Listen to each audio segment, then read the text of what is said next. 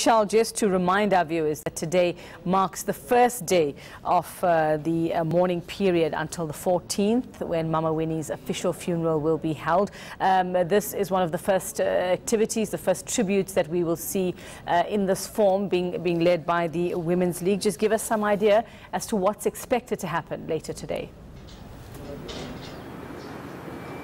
Yeah, absolutely, Uveka. Very good morning to you and to our viewers as well. I'm holding in my hands the statement from the presidency just outlining the national days of mourning. Day 2 today, in fact, of those days of mourning, which will continue up until the evening of the funeral of Mama Winnie Madikizela Mandela, which will take place on the 14th of April. So national days of mourning, one of the ways in which South Africa is paying tribute to the mother of the nation. This statement from the presidency also outlining exactly what it means when someone is given the official funeral which has been accorded to Mama Winnie as well. It's a Category 1 special official funeral, we're told. It entails elements of military ceremonial honours and is declared in line with the presidency's state, official and provincial official funeral policy. And this is the part that stands out, of course. It's for persons of extraordinary credentials, specifically designated by the President of the Republic of South Africa. A person of extraordinary credentials. That is how Mama Winnie is being described and is being remembered by so many people around the country and around the world. And of course, ENCA has been gauging those reactions, gauging those tributes from various quarters. We also spoke to ANC stalwart Mavuso Msimang, and he spoke to the very differences, light and shade, different memories that people have of Mama Winnie Madikizela Mandela. And one thing that he said in particular that stands out, he says that people should not be quick to judge the negatives associated with Winnie Madikizela Mandela, but try to walk a mile in her shoes. Let's listen to him. After I read about what she did, after going through Brantford, sitting there in solitary confinement for all the time, she's not bowed, and she comes out of that. And what human being would not bend to certain things that she couldn't control? I don't think we should condone anything at all that she did, but we should not be too quick to judge. I just don't know how I would have stood up to that, whether I would even have been able to survive 5 years of that kind of torture.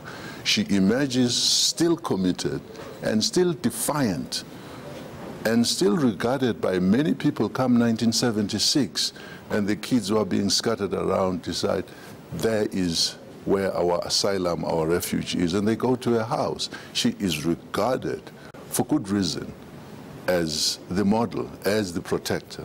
I think I have a lot of respect. I wish more people who know about these other not nice things that she did, and she did them, could concentrate, could put themselves in her shoes and know that she was driven by a commitment to struggle. 4, 3, 2, 1. Yeah, absolutely. Very few men or women around the world could have survived, could have thrived after what Mama Winnie Madikizela Mandela endured by the hands of the apartheid police. We are outside her home here in Orlando West in Soweto, where funeral arrangements are in full swing. We know that a memorial service set down for the 11th, the official funeral taking place on the 14th of April. But I'm not alone. Our reporter Niklaus Bauer is here with me. Niklaus, we continue to just discuss the various sort of tributes that we've heard around the life of Mama Winnie Madikizela Mandela. We just heard from Mavuso Msimang.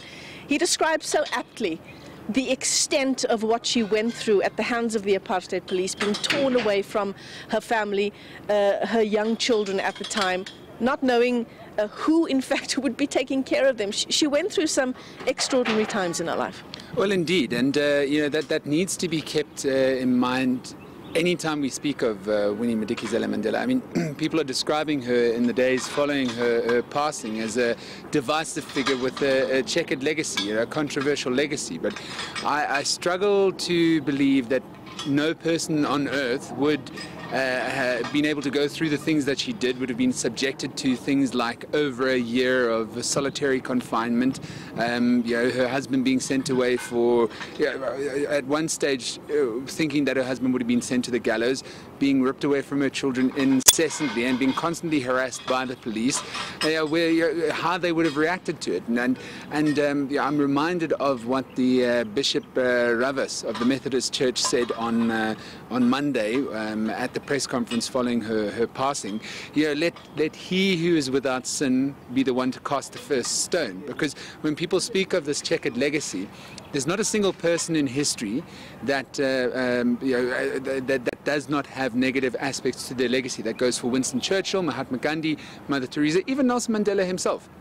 And one wonders whether or not those negative aspects to their legacy were harped on about as much as Winnie Mandela's are in the days following their passing. So certainly we need to keep that in mind, all the things that happened during Winnie Madikizela Mandela's life, and also the things, people don't do things in a vacuum. There's things that lead to actions, there's things that lead to commitments to certain things, and we need to keep that in mind. At the end of the day, Winnie Madikizela Mandela would not be granted an official national funeral were she not a person of great standing.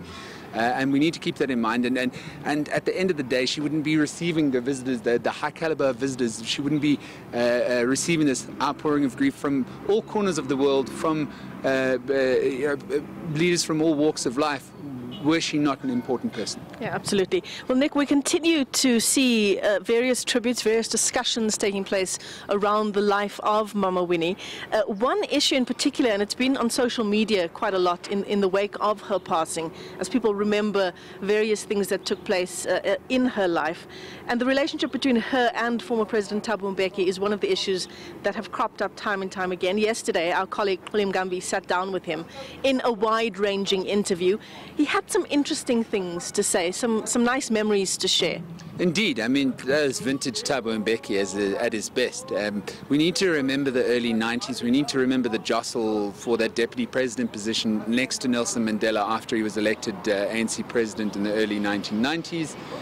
We all know that back in those days, Thabo Mbeki wasn't Nelson Mandela's first choice as a deputy of the country or the party himself, and we need to cast our minds back to the political history of the ANC at that time. Some would argue that Thabo Mbeki maybe used the popularity of Winnie Mandela to paint himself as maybe a little bit more popular on the ground than he was in rank and file ANC membership terms, and some were expecting her to walk the deputy presidency nomination at the Mahikeng conference of the ANC in the late 90s when Nelson Mandela stepped down.